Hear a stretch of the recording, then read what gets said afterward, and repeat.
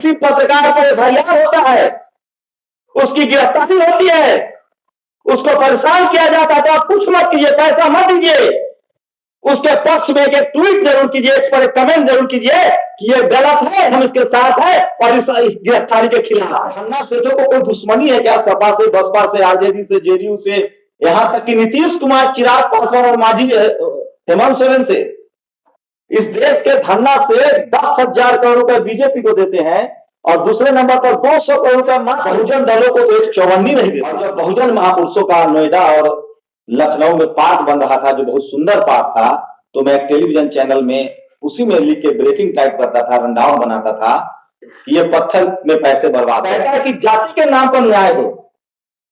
कुर्मी खा गया, यादव खा गया, कुशवाहा खा गया, चंद्रवंशी खा गया, कहीं जाट खा गया, गुर्जर खा गया।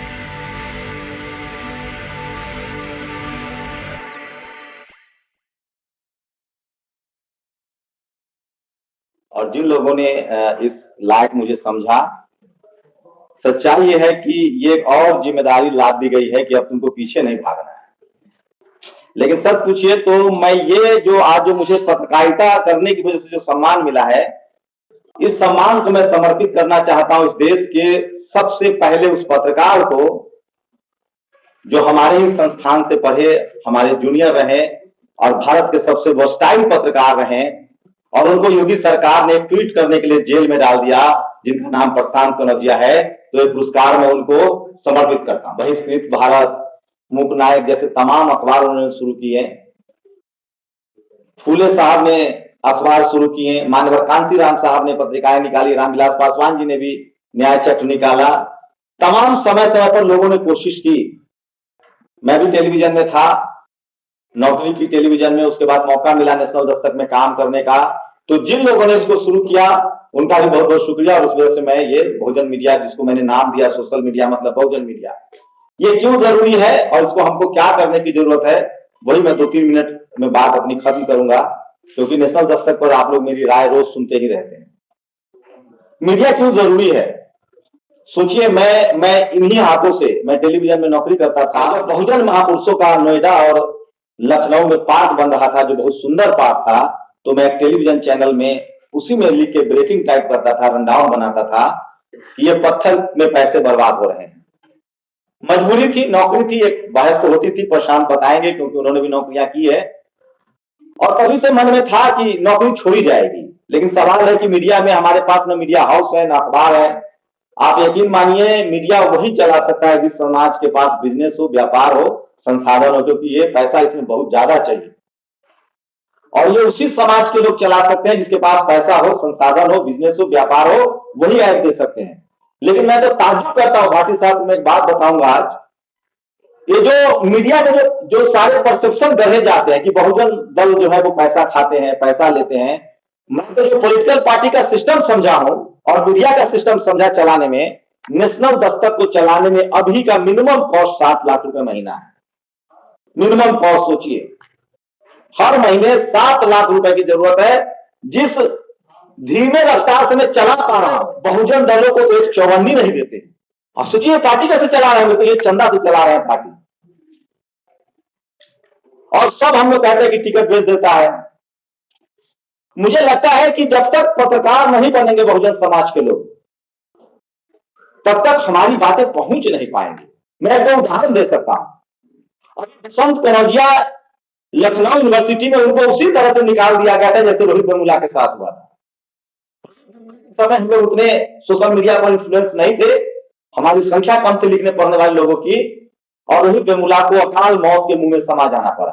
लेकिन बसंत कनौजिया लड़ा, जीता, उसका अपॉइंटमेंट फिर से हुआ, उनको फिर से पीएचडी में लेना पड़ा। मैं दावे के साथ कह सकता हूं कि जिस समाज के पास मीडिया नहीं होगा, वो समाज प्रधानमंत्री भी बन जाए तो मायावती जी की तरह या अखिलेश यादव की तरह या लालू यादव की तरह बदनामी झेलेगा, क्योंकि मीडिया उनके खिलाफ था। इन लोगों ने सबसे शानदार काम किया, आप देख लीजिए उठा के। सबसे ज्यादा यूनिवर्सिटी मायावती जी ने खोला, लालू यादव जी ने खोला, और अखिलेश जी ने तो लखनऊ को स्वर्ग बना दिया। इकाना स्टेडियम, मॉल खोल दिए। अलग बात है कि गांव में रहना चाहिए था, खैर समय समय की बात है। लेकिन उन्होंने भी मायावती जी के जो काम थे किए हुए, उनको अखिलेश जी ने दुगनी रफ्तार से आगे बढ़ाया। बहन जी ने 250 किलोमीटर का एक्सप्रेस वे 300 किलोमीटर का, तो उन्होंने 500 किलोमीटर का एक्सप्रेस वे बनाया। लेकिन सोचिए उस समय की मीडिया क्या खबरें चलाती थी। कोई घटना हो गई तो मुख्यमंत्री का फोटो लगा दिया गया, मायावती जी पत्थर की देवी है, लालू यादव तो भारत के सबसे भ्रष्ट मुख्यमंत्री। और ये सब हम लोगों ने देखा, सुना और मान भी लिया, क्योंकि ये टीवी अखबार वाला बेईमान बोलता था और हम लोग इसका जातिवाद और मनुवाद नहीं समझ पाए। भारती साहब ने कहा कि इस देश में हर जुडिशियरी और मीडिया में रिजर्वेशन जरूरत है, क्योंकि वहां बिल्कुल डाइवर्सिटी नहीं है।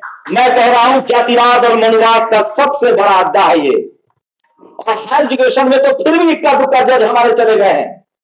मीडिया मनुवाद का, वो जातिवाद का अवैध अड्डा है, जहां अब तक एक संदवारी भी नहीं हुई है। इस देश में एक भी बहुजन समाज का पत्रकार न संपादक है और न मीडिया का मालिक है, हम सिर्फ दर्शक हैं। साल में हम लोगों ने जब ये परसेप्शन बनाया और कहा कि बहुजन समाज के लोगों, दलित, पिछड़ा, किसान, आदिवासी, अल्पसंख्यक, इस चैनल को, अखबार को मत पढ़ो, मत देखो, जब लोगों ने देखना बनना शुरू किया तब इन मीडिया वालों ने एक नया तरकीब निकाला। अब वहां तमाम बहुजन समाज के नेताओं को बुलाया जाता है, उनके प्रवक्ताओं को बुलाया जाता है। 10 साल पहले नहीं होता था ये, क्योंकि उनकी रेटिंग घट गई, टीआरपी घट गई, नेशनल दस्तक जैसे दर्जनों सोशल मीडिया चैनल्स आ गए, लोगों ने उनका बायकॉट शुरू किया, तो उन्होंने तरकीब निकाला, ऐसा करो इनके नेता को बुलाओ, प्रवक्ता को बुलाओ, तब तो देखेगा। जबकि हमारी लड़ाई है कि हमारे पे एंकर कितने हैं, संपादक कितने हैं और मीडिया मालिक तुम्हारे रिप्रेजेंटेशन कितना है। हमारे चैनल पर जो भी हमारे प्रवक्ता जाते हैं, जैसे ही वो लोग हिंदू मुस्लिम पर सवाल पूछता है, कहता है कि मैं देख रहा हूं रतनलाल जी का शो देखता रहता हूं, भाटी जी का देखता रहता हूं, मजबूरी में इनके चलते देखना पड़ता है, नहीं देखता था टीवी। लेकिन चूंकि अपने लोग जा रहे हैं, इनसे पूछता है कि बांग्लादेश में दलित हिंदू की हत्या हो रही है, बहुत गलत बात है, मोदी जी प्रधानमंत्री है, हटा के हमको बना दो, 5 मिनट में बांग्लादेश का निपटारा कर देंगे विदेश नीति से। साथ में उनसे यह पूछिए कि यह बताओ कि इस देश में सबसे ज्यादा आतंकवाद से भी ज्यादा दलित, आदिवासी और पिछड़ों की हत्या होती है, तब तुम क्यों नहीं शो करते हो भाई? तब तुम्हारा ये प्रेम कहां चला जाता है? उसमें भी हिंदू, दलित, आदिवासी की हत्या होती है, पिछड़ों की, तब तुम्हारा प्रेम कहां चला जाता है? उनसे पूछिए कि इस देश में जो दलित, पिछड़ों के जो हक अधिकार, नौकरी की भाटी साहब ने बात की, उस पर क्यों शो नहीं करते हो? और एक सवाल पूछ दिया कीजिए सर आप लोग, हम लोग को तो बुलावे नहीं करता है, डर से परेशान को भी नहीं बुलाएंगे। हम लोग पूछे कि ये बताओ कि तुम जितना एंकर और पत्रकार हो, में कै गो दलित पिछड़ा है? तो उसे पूछा कि कौन एग्जाम देकर नौकरी लेने आए थे? मैंने 4 जगह मीडिया में नौकरी की, चारों जगह मेरा रिटन टेस्ट लिया रे भाई। जबकि मैं नाम लिखता हूं शंभू कुमार सिंह, जात का पता नहीं चलता था, लगता था कि होगा कोई बाबू साहेब। तभी रिटर्न टेस्ट लिया, क्योंकि कोई जुगाड़ नहीं था, चाचा, फूफा, मामा, नाना नहीं था, 1-2 अच्छा संपादक था, कॉपी लिखते थे, नौकरी पर बुला देता था। इतना जातिवाद और मनुवाद का अड्डा है। और जैसे मुंह खोलते थे तो कहते थे अरे यार तो प्रो रिजर्वेशन वाला आदमी आ गया, चाचा ऐसा करो इसको रनडाउन पे बैठा दो। रनडाउन ऐसी जगह होती है टीवी में कि भूकंप भी आ गया तो आप नहीं भाग सकते हैं, वो ब्रेकिंग चलता रहता है। जैसे भूकंप आएगा तो हमको लिखना है दिल्ली में भूकंप के तेज झटके, भूकंप की तीव्रता इतनी, आप नहीं सकते हैं, कौन सा जगह पर बैठा दो। मैं ये कह रहा हूं बहुत सीरियस बिजनेस है, 24/7 का बिजनेस है। और जिस समाज में पत्रकार नहीं होगा, उस समाज की न तो कहानियां, दुख तकलीफें बाहर आ पाएंगी और न उसकी सफलता की कहानी बाहर आ पाएंगी, न उसकी राजनीति चल पाएगी। यकीन मानिए मीडिया में वो ताकत है जो झूठा को सही और सही को झूठा साबित कर दे, दोषी को निर्दोष और निर्दोष को दोषी साबित कर दे। बहन, बेटी, भाई के साथ बलात्कार, रेप, मारपीट, हत्या होती है, हम कुछ नहीं कर पाते हैं क्योंकि हमारे पास नेशनल डिबेट के लिए प्लेटफॉर्म नहीं है। जेसिका हत्याकांड हुआ, आरोपियों को बरी किया गया, टीवी ने पूछा कि बरी हो गए तो मारा कौन? बाद में सजा हो गई। सेंगर वाले मामले में देखिएगा, मजबूरी में उसको जेल में डालना पड़ेगा क्योंकि सोशल मीडिया पर डिबेट है। मैं ये कह रहा हूं कि सब कुछ मीडिया नहीं हो सकता है, लेकिन आज के समय में जो समाज अपनी आवाज नहीं उठाएगा, उसको अपने लाश कंधे पर उठाने पड़ेंगे। आवाज उठाने का तरीका है सोशल मीडिया। लोग पढ़े लिखे लोग हैं, जागरूक लोग हैं, मैं सही कह रहा हूं, कि जो भी तकलीफें हैं, देखिए आपको नतीजा मिलेगा। आपके साथ अत्याचार हो रहा है, कोशिटी हो रहा है, किसी के साथ हो रहा है, कुछ मत कीजिए, शुक्र मनाइए। 21वीं सदी में मोबाइल आया है और ये सोशल मीडिया प्लेटफॉर्म है। आप नौकरी में है, बिजनेस में है, राह चलते कहीं भी कोई एट्रोसिटी हो रहा है, अपने सोशल मीडिया पर रील्स कम देख के उसको रिपोर्ट कीजिए, उसको लिखिए, पढ़िए, बोलिए, वो आग की तरफ फैलता है। ये ताकत हम लोग को मिला है और संजोग मनाइए कि ये एक्स, यूट्यूब, इंस्टा, ये सब इस देश के जातिवादी मनोवादी कंट्रोल करने की कोशिश कर रहे हैं, लेकिन इसका मालिक विदेशी है, इसलिए हम लोगों का इस पर स्पेस है, नहीं तो स्पेस भी नहीं होता। मैं मीडिया पर इसलिए थोड़ा 2 मिनट लूंगा क्योंकि उसी की वजह से मुझे सम्मान मिला है, उसी की वजह से आप मुझे जानते हैं। ये बाय डिफॉल्ट पैसे वाला भी बिजनेस है। इस देश के पत्रकार की तनख्वाह 1.5 करोड़ महीना है, हमारे यहाँ पे टैक्स के पैसा से जा रहा है। इसलिए अपने बच्चों को पत्रकार भी बनाइए।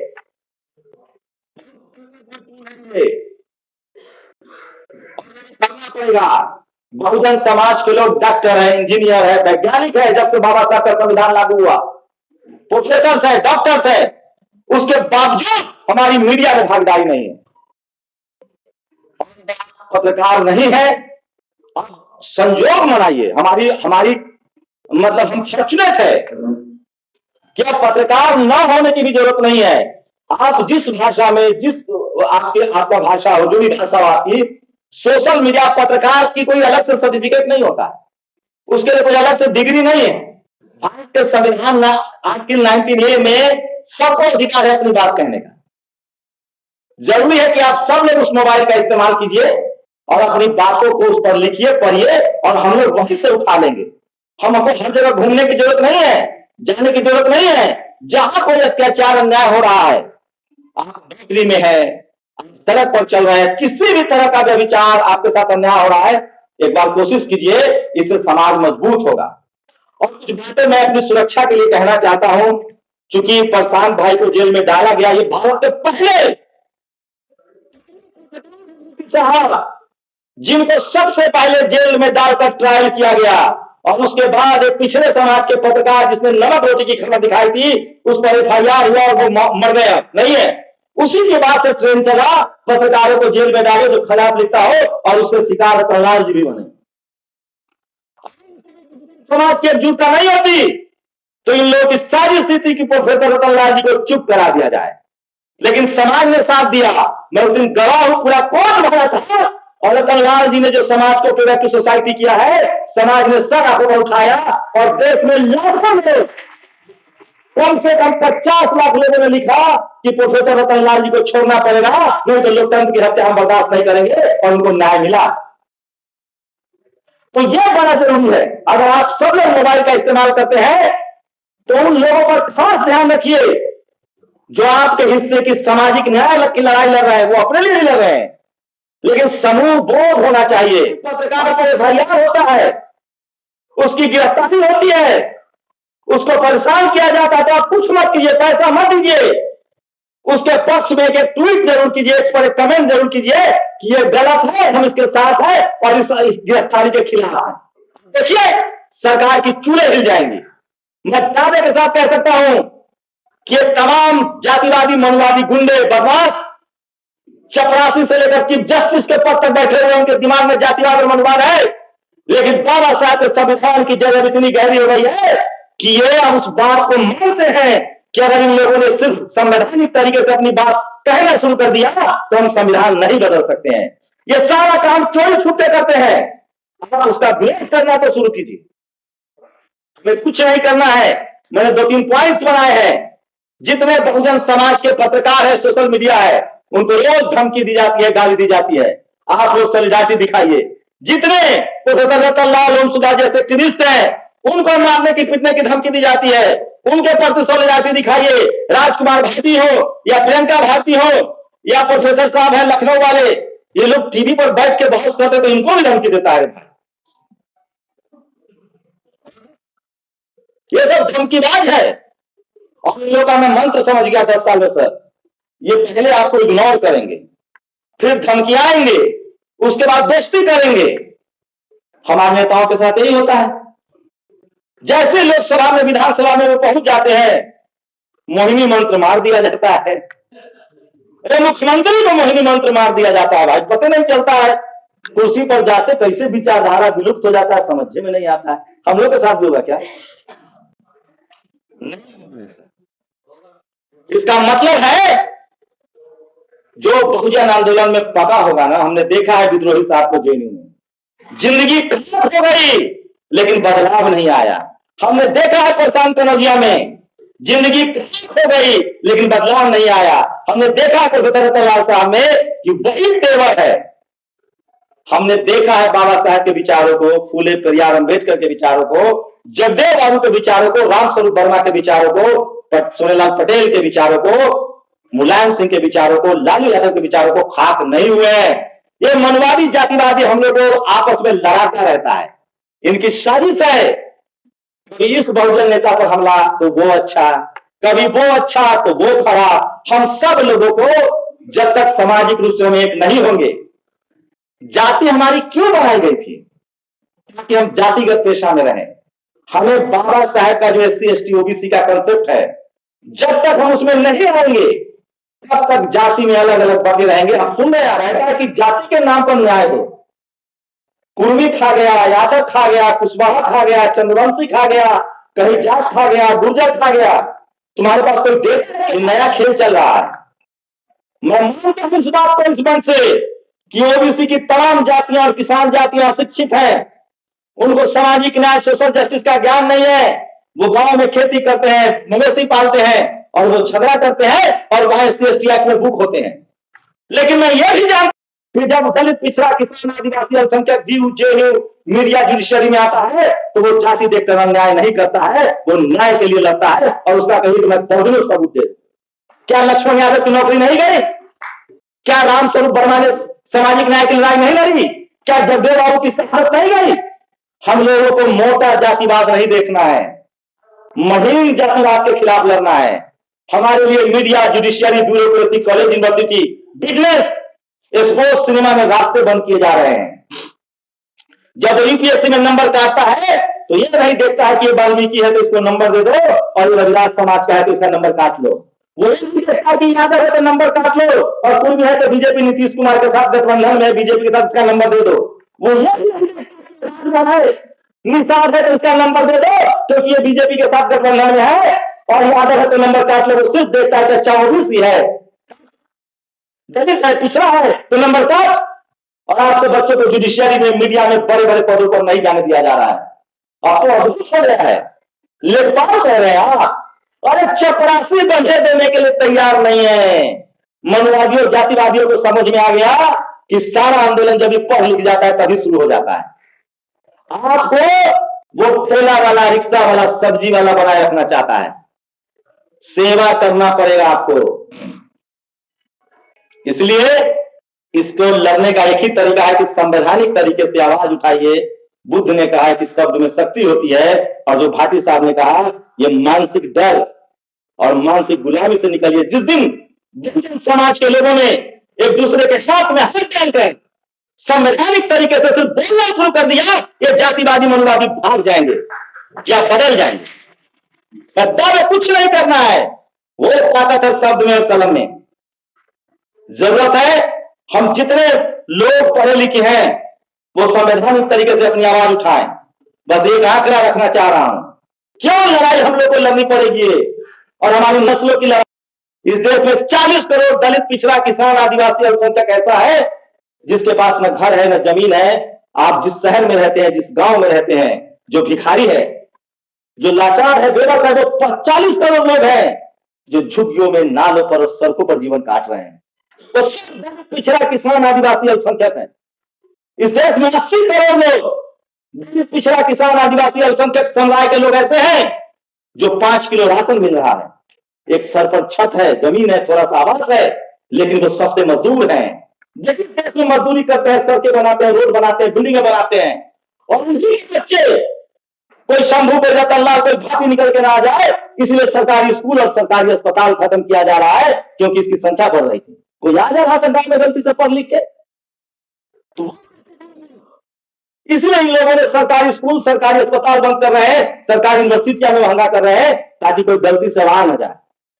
और दलित पिछड़ा जो सिस्टम का हिस्सा बन गया है, उसके साथ वो चाल चला जा रहा है कि धीरे धीरे आज जो नेता है, एमपी है, मंत्री है दलित पिछड़ा, मैं दावे के साथ कह सकता हूं, जो परिसीमन हो जाने दीजिए, ये इनका जो चल रहा है एसआईआर हो जाने दीजिए, किसी बहुजन दलों को गठबंधन करने की भी जरूरत नहीं पड़ेगी। ये सपा बस मैं एकदम निर्मम तरीके से कह रहा हूं, आप किसी पार्टी के समर्थक हो, अरे जब कांग्रेस नहीं लड़ पा रही है तो सपा बसपा आरजेडी जेडीयू नहीं लड़ पाएगी, और इनके बच्चे भी अब लोकसभा राज्यसभा नहीं पहुंच पाएंगे, इनको गठबंधन की जरूरत नहीं पड़ेगी। तो नस्लों की लड़ाई है, और 15 करोड़ लोग इस देश में गुच्छर्रे उड़ाएंगे। जमीन उनकी, मीडिया उनका, जुडिशियरी उनका, बिजनेस उनका, और राजनीति भी उनकी रहेगी, और हम सब लोग लाचार बेबस मजदूर बन के रह जाएंगे। नहीं हुआ तो हमारा गांठ बांध दीजिए आज। और मैं यही सोच के काम करता हूं कि मेरी लड़ाई इज्जत से मरने की है, जलालत की जिंदगी नहीं चाहिए। जय भारत, जय संविधान, जय बाबा साहेब। हमारे तमाम बहुजन महापुरुषों जिन्होंने जिंदगी की कुर्बानी दी है, हम उस लड़ाई को आगे बढ़ाएंगे, क्योंकि यहां कोई जिंदा रहने नहीं आया है। सिर्फ आपका लड़ाई न रह जाएगा, आपका नाम रह जाएगा, जैसे बाबा साहब अमर हुए।